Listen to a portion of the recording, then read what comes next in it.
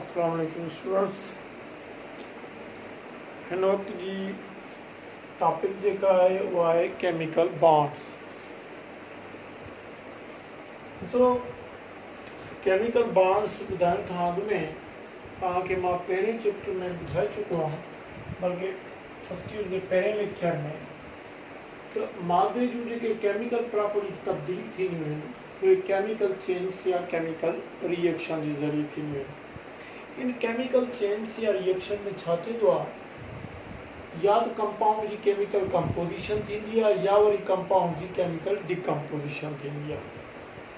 हाँ जेकॾहिं कंपाउंड की केमिकल कंपोजिशन कंपाउंड्स की थिए थी तो केमिकल बॉन्ड्स ठहंदा आइटमनि जे विच में। जेकॾहिं कंपाउंड की केमिकल डिकम्पोजिशन थिए थी तो उन chemical bonds between atoms decompose थींदा आहिनि। तंहिंजी माना तो कंपाउंड जो ठहण टुटण, कंपाउंड्स जो ठहण टुटण कीमियावी तौर कंपाउंड की केमिकल कंपोजिशन या डिकम्पोजिशन में केमिकल चेंज थींदा आहिनि, केमिकल रिएक्शन थींदा आहिनि, केमिकल प्रॉपर्टीज़ में तब्दीली थींदी आहे। इन्हनि सभिनी जो कारण इन्ही करे आहे त केमिकल बॉन्ड्स एटमनि जे विच में या त ठहंदा आहिनि या कीमियावी तौर टुटंदा आहिनि। तंहिंजी माना केमिकल बॉन्ड्स जे ठहण टुटण जे करे ई केमिकल प्रॉपर्टीज़ में तब्दीली अचे थी, केमिकल कंपोजिशन थिए थी या केमिकल डिकम्पोजिशन थिए थी, कीमियावी तौर कंपाउंड या ठहनि था या टुटनि था। तो जेके भी केमिकल रिएक्शंस आहिनि, जेके भी आहिनि, ये सब जा सब केमिकल बॉन्ड्स जे ठहण टुटण जो नतीजो है। हाणे यादि करे छॾियो, केमिकल बॉन्ड्स जे ठहण में जेका इंटरेक्शन थींदी आहे एटमनि जे विच में उहा वैलेंस ऑर्बिटल इलेक्ट्रॉन्स जे ज़रिए थींदी आहे इंटरेक्शन। हिननि जे करे तंहिंजे करे ही तव्हांजे लाइ MCQs आहे। तव्हांखे जेकॾहिं चवे त chemical bonds are formed between the atoms due to the interaction of option A valence shell electron, B में इनर शेल इलेक्ट्रॉन, सी में वैलेंस ऑर्बिटल इलेक्ट्रॉन्स। तो सी सही थींदो, छाकाणि त वैलेंस शेल जा सभई इलेक्ट्रॉन्स लाज़मी तौर नायत नॉर्मल रूटीन में केमिकल बॉन्ड्स में यूज़ थियनि। Valence orbital electrons use up थींदा आहिनि, उन्हनि जी इंटरेक्शन थींदी आहे। अच्छा, केमिकल बॉन्ड आहे छा? It is chemical force of attraction that holds the atoms together in A compound. कंहिं बि कंपाउंड में मिसाल तौर ॾिसो, ही वाटर आहे, वाटर में उहा कहिड़ी कुवत आहे जेका हाइड्रोजन ऐं ऑक्सीजन जे एटमनि खे पाण में गॾु झले बीहे थी, तो उहा कुवत केमिकल बॉन्ड आहे। माना ही उहा फोर्स ऑफ अट्रैक्शन आहे जेका कंहिं बि कंपाउंड जे अंदरि एटमनि खे हिकु हंधि गॾु पाण में मज़बूती सां झले बीहे थी। सवाल ये तो पैदा थिए, क्वेश्चन हिते आहे, तो why do atoms make the chemical bonds? उन जो आंसर इहो आहे, टू गेट द स्टेबिलिटी। एटमन खे स्टेबिलिटी खपे। हाणे एटमन जी स्टेबिलिटी जी क्राइटेरिया ॿिनि क़िस्मनि जी आहे। हिकु टू गेट ऑक्टेट यानी कि NH2 in valence shell configuration like noble gases. तव्हांखे ख़बर आहे सभिनी नोबल गैसेस जे वैलेंस शेल में ऑक्टेट थींदो आहे सिवाय हीलियम जे। ऐं ॿियो to lower the energy value. तव्हांखे ख़बर आहे त लो एनर्जी हमेशह सिस्टम खे स्टेबल बणाईंदी आहे। तो केमिकल बॉन्ड्स में हिकु एटमन खे वैलेंस शेल में ऑक्टेट मिलंदो आहे, ॿियो एटमन जी एनर्जी किरी पवंदी आहे, घटिजी पवंदी आहे। इन्हनि ॿिन्ही ॻाल्हियुनि जे करे एटमन खे स्टेबिलिटी मिलंदी आहे। तो इहे ॿई ॻाल्हियूं हासिलु करण लाइ, स्टेबिलिटी खे हासिलु करण लाइ एटम्स बॉन्ड केमिकल बॉन्ड्स ठाहींदा आहिनि। मिसाल तौर ॾिसो, सोडियम आहे, हीउ पंहिंजे वैलेंस ऑर्बिटल इलेक्ट्रॉन खे कंप्लीटली ट्रांसफर थो करे। छो थो करे? इन ते बाद में असां जॾहिं आयनिक बॉन्ड पढ़ंदासीं त सोचींदासीं।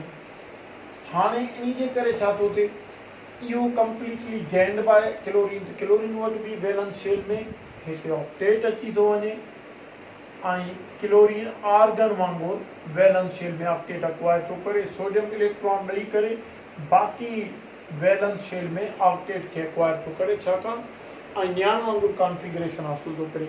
यादि करे छॾियो तो जन भी एटमन जे अंदर वैलेंस शेल में ऑक्टेट हूंदो, उहे स्टेबल एलिमेंट्स आहिनि। उहे केमिकल उहे स्टेबिलिटी हुजण जे करे उहे केमिकल रिएक्शन में ऑर्डिनरी कंडीशंस में हिस्सो भी न वठंदा, उनजो वैलेंसी नंबर 0 हूंदो ऐं इहे सभु जा सभु नोबल गैसेस आहिनि। इनर गैसेस खां अलावा जेके बि ॿिया एलिमेंट्स आहिनि पीरियोडिक टेबल में उन्हनि वटि वैलेंस में ऑक्टेट कोन्हे, लिहाज़ा उहे ऑक्टेट तॾहिं अक्वायर कंदा जॾहिं केमिकल बॉन्ड्स ठहंदा। अच्छा, जॾहिं हिन सोडियम इलेक्ट्रॉन ॾेई करे वैलेंस में ऑक्टेट अक्वायर कयो नियान वांगुरु ऐं क्लोरीन इलेक्ट्रॉन मुकमिल तौर वठी करे आर्गन वांगुरु वैलेंस में ऑक्टेट अक्वायर कयो, तो सोडियम जी इलेक्ट्रॉन ॾियण सां पॉजिटिव चार्ज, क्लोरीन जी इलेक्ट्रॉन वठण सां नेगेटिव चार्ज थी पई। हाणे इहे आयन्स थी पिया। हाणे आयन्स जी जेका इलेक्ट्रोस्टैटिक फोर्स ऑफ अट्रैक्शन आहे इहा आयनिक बॉन्ड आहे ऐं इहा इलेक्ट्रोस्टैटिक फोर्स ऑफ अट्रैक्शन जे करे ही एनर्जी रिलीज थिए थी, त हेतिरी एनर्जी रिलीज थियण जे करे आयन्स बि स्टेबल थियनि था। त ये माना त लूण छो ठहियो, छाकाणि सोडियम ऐं क्लोरीन स्टेबल थियण लाइ केमिकल बॉन्ड्स ठाहिया, आयनिक बॉन्ड्स ठाहिया, जंहिंजे करे लूण ठहियो।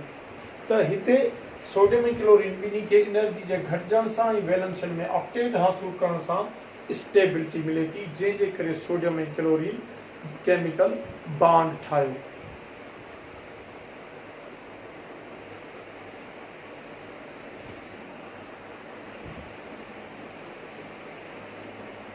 स्टूडेंट्स, हींअर असीं पढ़ूं था आयनिक बॉन्ड या इलेक्ट्रोवेलेंट बॉन्ड। डब्ल्यू कोज़ल जर्मन जो साइंटिस्ट आहे, जो इनखे इंट्रोड्यूस कराए थो। इनकी डेफिनेशन छा आहे? It is an electrostatic force of attraction between positive and negative charge ions. याद करे छॾियो, काफ़ी स्टूडेंट्स इनकी डेफिनेशन ॿुधाईंदा आहिनि। It is formed by the complete transference of electron from one atom to the other. इहो आयनिक बॉन्ड जी formation आहे। Ionic bond जी इहा डेफिनेशन आहे।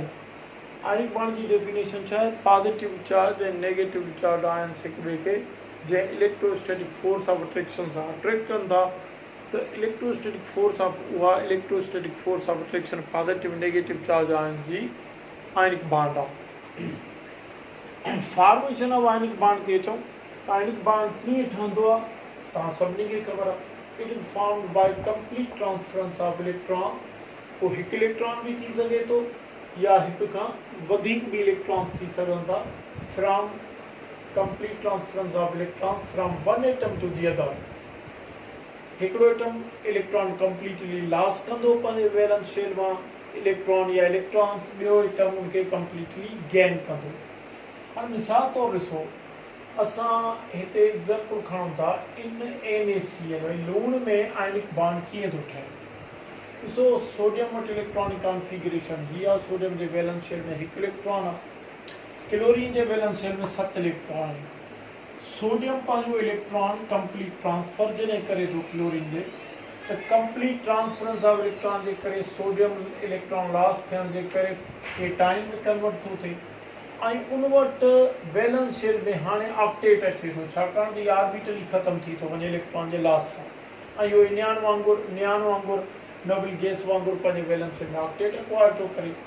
क्लोरीन कंप्लीट गेन थो करे इन इलेक्ट्रॉन खे ऐं क्लोराइड आयन में कन्वर्ट थी थो वञे ऐं क्लोराइड आयन वटि हाणे वैलेंस शेल में ऑक्टेट अची थो वञे पंहिंजे नाइबरिंग ऑर्गन जहिड़ो। हाणे हिननि इलेक्ट्रॉन छो ॾिनो ऐं वरितो? सोडियम कंप्लीट लॉस कयो, क्लोरीन कंप्लीट गेन कयो। मक़सदु छा हुयो? मक़सदु हुयो पंहिंजे वैलेंस शेल में ऑक्टेट खे अक्वायर करणु। ठीकु, पर इलेक्ट्रॉन जे लॉस ऐं गेन सां जेका हिननि आयन्स ते चार्ज पैदा थी, त इहा opposite charge electrostatic force of attraction पैदा करे थी इन्हनि आयन्स जे विच में, जंहिंखे असां आयनिक बॉन्ड चऊं था। हाणे हिन आयनिक बॉन्ड खे जेकॾहिं असां डिफाइन कयूं on basis of difference of electronegativity, त डिफरेंस ऑफ इलेक्ट्रोनेगेटिविटी असांखे छा थी ॿुधाए? उहो थी ॿुधाए त ॾिसो, क्लोरीन जी इलेक्ट्रोनेगेटिविटी 3 आहे, सोडियम जी इलेक्ट्रोनेगेटिविटी 0.9 आहे। डिफरेंस कढंदासीं त 2.1 ईंदो, जेको 1.7 खां ग्रेटर आहे। तव्हांखे ख़बर आहे त जेकॾहिं बॉन्डेड एटमनि जे विच में डिफरेंस ऑफ इलेक्ट्रोनेगेटिविटी 1.7 खां मथे आहे, त पोइ उहे आयनिक बॉन्ड ई ठाहींदा। त हाणे मञूं खणी, हिनजो मक़सदु छा थियो? मञूं खणी सोडियम ऐं क्लोरीन जे विच में शेयर्ड पेयर ऑफ इलेक्ट्रॉन हुयो, पर क्लोरीन जी 2.1 टाइम इलेक्ट्रोनेगेटिविटी शेयर पेयर के छिकण जी वधीक ताक़त जंहिंजे करे क्लोरीन सॼो हिन शेयर पेयर के खसे थो वठे ऐं नेगेटिव आयन थी थो पवे, सोडियम पॉजिटिव आयन थी थो पवे। हाणे इन्हनि आयन्स जी इलेक्ट्रोस्टैटिक अट्रैक्शन आयनिक बॉन्ड थी वञे। उन खां पोइ असां चऊं था त आयनिक बॉन्ड कहिड़नि क़िस्मनि जे एलिमेंट जे विच में ठहंदो या कहिड़नि क़िस्मनि जे एटमनि जे विच में ठहंदो। यादि करे छॾियो, an ionic bond is found always between strong metals and strong non metal. Strong metal ऐं स्ट्रॉन्ग नॉन मेटल जे विच में हमेशह आयनिक बॉन्ड ठहंदो आहे। अच्छा, हाणे स्ट्रॉन्ग मेटल वटि कहिड़ियूं ख़ूबियूं हूंदियूं? स्ट्रॉन्ग मेटल वटि एटॉमिक साइज़ वॾी हूंदी, लार्ज एटॉमिक रेडियस हूंदो, जॾहिं त non strong non metal small atomic radius सां हूंदो। स्ट्रॉन्ग मेटल जी आईपी लो हूंदी, जी आईपी हाई हूंदी, हे इलेक्ट्रो पॉजिटिव हूंदा, ही इलेक्ट्रो नेगेटिव हूंदा। हाणे पीरियोडिक टेबल जे कहिड़नि ग्रुप्स जा एलिमेंट्स स्ट्रॉन्ग मेटल्स में चवनि था? फर्स्ट में जीअं lithium, sodium, potassium, rubidium, caesium, francium त रेडियोएक्टिव आहे। हिन में बेरिलियम ऐं मैग्नीशियम, बेरिलियम एंड मैग्नीशियम, ये मोस्टली कोवलेंट ठाहींदा आहिनि। बाक़ी कैल्शियम, स्ट्रोंशियम, बेरियम, थर्ड में एल्यूमिनियम, ये जॾहिं बि सिक्स्थ ग्रुप जे नॉन मेटल्स ऐं सेवंथ ग्रुप जे नॉन मेटल्स सां मिलंदा आयनिक बॉन्ड ई ठहंदो। तव्हांखे ॾेई सघे थो, फ़र्ज़ु कयो तव्हां MCQs हीअं ॾेई सघे थो, ionic bond is formed between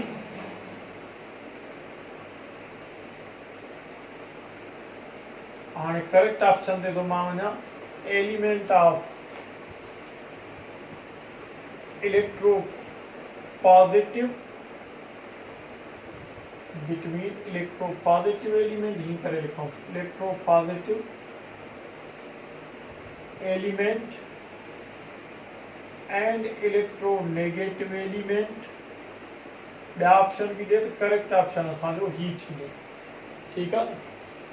अच्छा, या तव्हांखे ॾेई सघे थो, सपोज कयो तव्हांखे ॾेई सघे थो strong ionic bond is formed. हाणे ॾिसो, ही स्ट्रॉन्गेस्ट नॉन मेटल आहे फ्लोरीन, ऐं स्ट्रॉन्गेस्ट मेटल केरु आहे? सीज़ियम। उनजे करे यादि करे छॾियो, जेकॾहिं तव्हांखे MCQs ॾे त strongest ionic bond is formed between, correct option वो खणंदासीं कंहिंजे विच में, caesium and fluorine.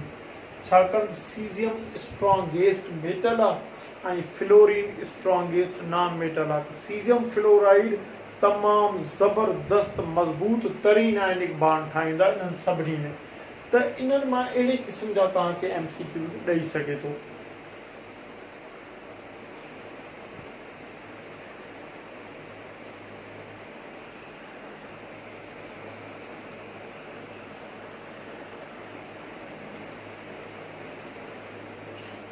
Dear students, आखिर में असां पढ़ंदासीं त आयनिक बॉन्ड जे ठहण दौरान कहिड़ियूं कहिड़ियूं एनर्जी चेंज रुनमा थियनि थियूं। Which energy change take place in the formation of ionic bond. यादि करे छॾियो, पहिरियां एनर्जी चेंज जेका अचे थी उहा आहे आयोनाइज़ेशन पोटेंशियल ऑफ मेटल। ज़ाहिरी ॻाल्हि आहे, गैसियस मेटेलिक एटम खे असां amount of energy ionization potential जी सूरत में ॾींदासीं। This is ionization potential. तो ही असांखे पॉजिटिव आयन्स ॾींदो ऐं 1 मोल ऑफ इलेक्ट्रॉन्स ॾींदो। यानी कि असां केतिरी एनर्जी ख़र्च कंदासीं सोडियम ते? आयोनाइजेशन पोटेंशियल 495 किलो जूल पर मोल।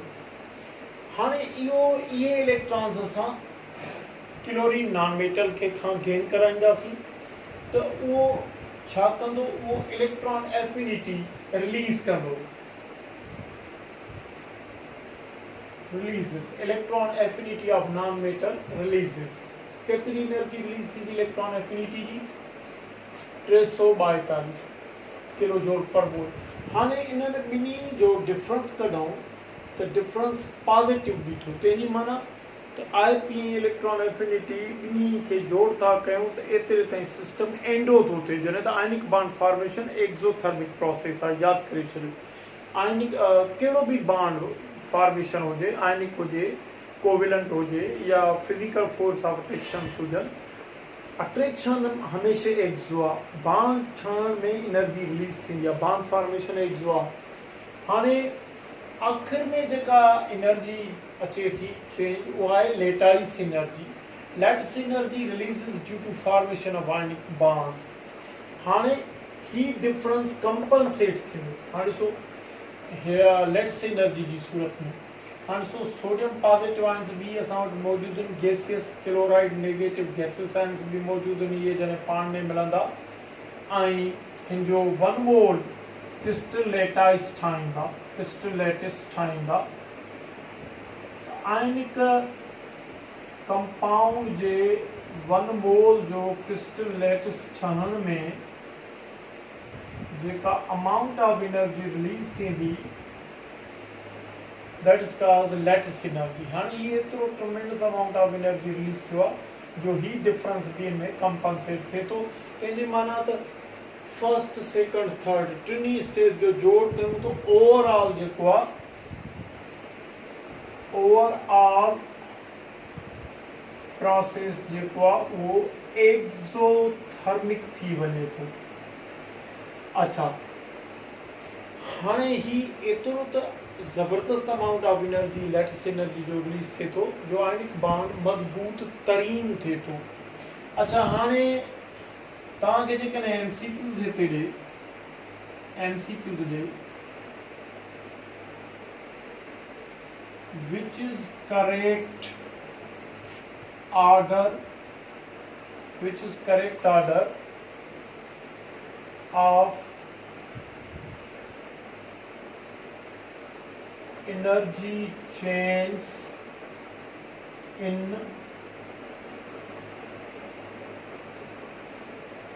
formation of ionic bond, option A।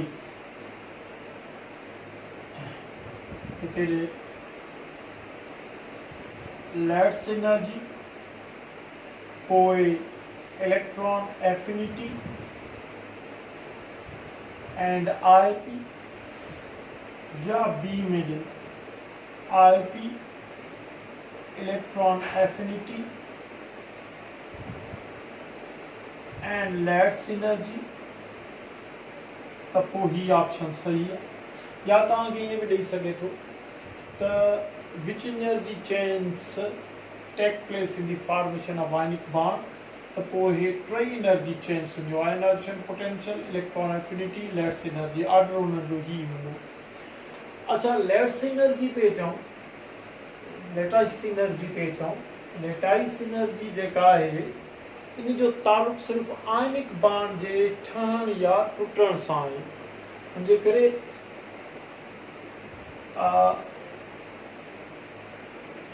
Lattice energy खे असां ॿिनि तरीक़नि सां डिफाइन करे सघूं था।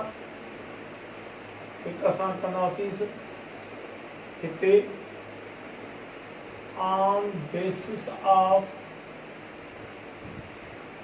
आयनिक बॉन्ड फॉर्मेशन, आयनिक बॉन्ड जे ठहण जे बुनियाद ते असांखे कीअं कंदासीं define, it is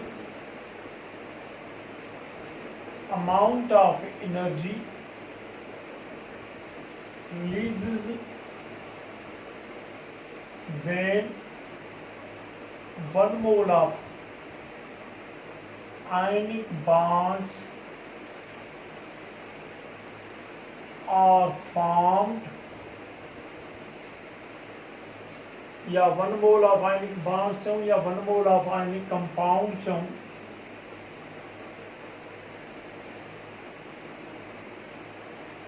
1 mole of ionic bonds C are formed